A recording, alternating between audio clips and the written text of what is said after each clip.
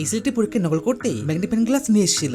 তখন টিচার এখন ছেলেটির সামনে চলে আসে এবং তিনি ছেলেটি ম্যাগনিফাইং গ্লাসটা নিয়ে নেয়। এখন টিচার ক্লাসে সবাইকে বলে আমার এই ক্লাসে নকল করা অসম্ভব। তখন এক অন্য ছাত্র নকল করার চেষ্টা করে। আসলে ছেলেটি ছোট্ট একটা চিলকুট নিয়ে এসেছিল যেখানে পরীক্ষার কোশ্চেন আর অ্যান্সার লেখা ছিল, কিন্তু ছেলেটির ভাগ্য এত খারাপ যে তার নকল করার চিলকুট চোখে দেখা যাচ্ছে না, যার ফলে ছেলেটির প্রশ্নের উত্তর পড়তে অসুবিধা হচ্ছিল।